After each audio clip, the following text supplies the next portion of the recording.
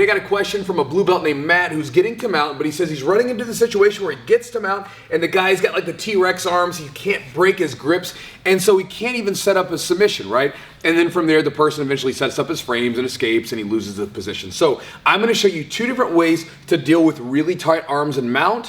One will be preemptive and one will be when they're stuck in this position. And Matt, hopefully this helps you and anybody else that's watching that has this trouble in mount. Hope it helps you as well. All right, guys, so the first one we'll start with when we're actually here, and then I'll talk about how to sort of avoid this situation from the beginning, right? So we get here into mount, and he's got both of his arms together, right?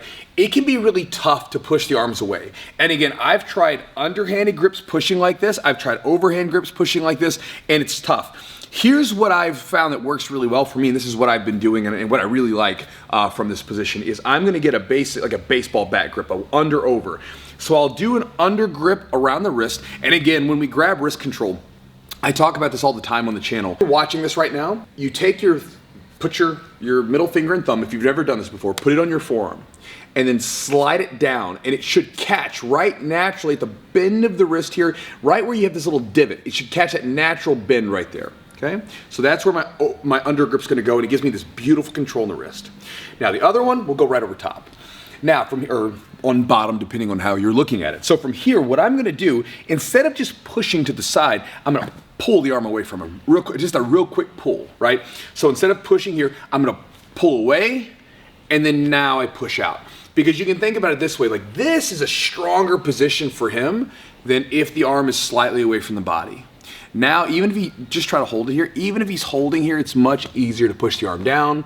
And then again, once we get the arm down, we can begin to attack the Americana, or we can begin to scoop up the arm to attack arm triangles, things of that nature, right? If you notice, he's got one arm over top, one arm on the bottom. If I'm facing this, I'm gonna go for the arm on top, right?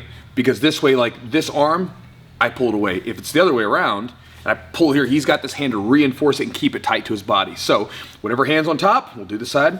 I'm grabbing, again, wrist control over top here, pull away, and then we push the arm out to the side, and I can begin to attack Americana or scoop it up here for the arm triangle.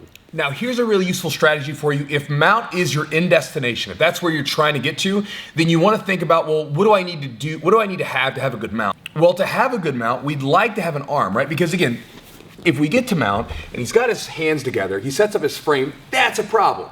But if we can get to mount early with an arm that's already collected, if I have head and arm control, it's very difficult to escape this position, and we can put a lot of pressure on him, both physically with our body, but also mentally with the fact that we have threats going on. We have arm attacks, we have neck attacks, everything else. So if we know that we're going to mount early, then what we should probably try to do is collect that arm from positions that it's much easier to do it. So, for instance, let's say you're in side control.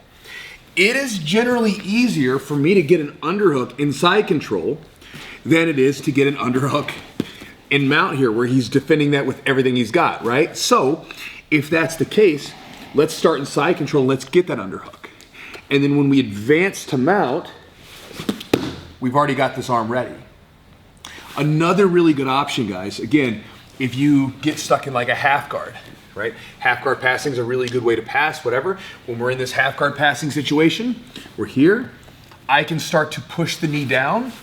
And again, when I push the knee down to mount, he's faced with a bit of a predicament where basically either he doesn't defend it and I mount, or he defends it, and when he defends it, I go underneath. And almost everybody will try to push that knee back in to reclaim half guard, right?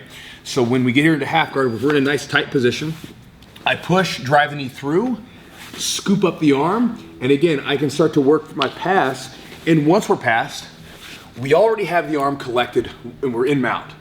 And so those are two different strategies. One, very simply, pull away from the body, push out, and the other one is to collect the arm from other positions and then get to mount. So this way you already have that arm up and ready to go, because this is much more powerful and dangerous than being right here.